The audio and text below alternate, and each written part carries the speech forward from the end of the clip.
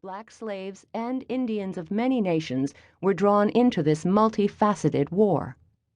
The narrative of the Revolutionary era is more true to its people and more fascinating in its complexity if it includes less familiar regions and peoples, and if it encompasses the war's experiences and results in all their diversity. The war on the Gulf Coast proves two truths often buried by common narratives of the Revolutionary War: that most people chose sides for reasons besides genuine revolutionary or loyalist fervor, and that non-British colonists exercised a great deal of influence over the war's outcome. In Virginia, slaves rushed to British lines seeking freedom from their American masters. Near the border of New York and Canada, Mohawk Indian Molly Brant spied for the British, sheltered loyalists in her home, and persuaded men of the Iroquois Confederacy to fight on the British side.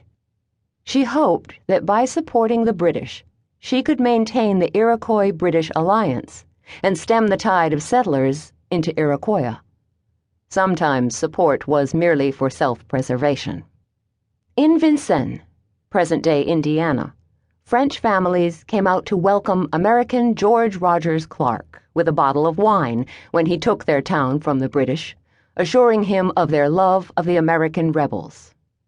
They did the same for the British when they retook Vincennes a few months later, and again brought out the wine when Clark returned, each time hoping to curry favor with whatever military power was ascendant.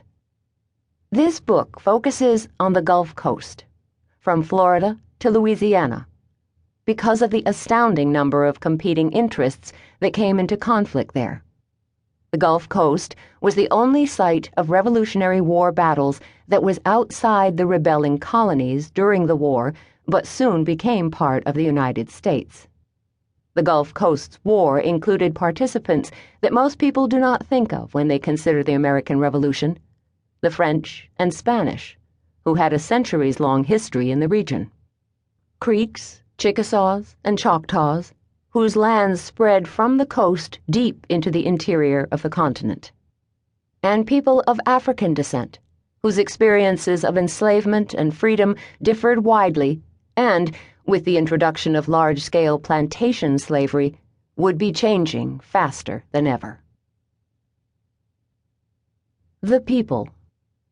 To make sense of the dizzying complexity of the Revolutionary War on the Gulf Coast, this book centers on 8 individuals.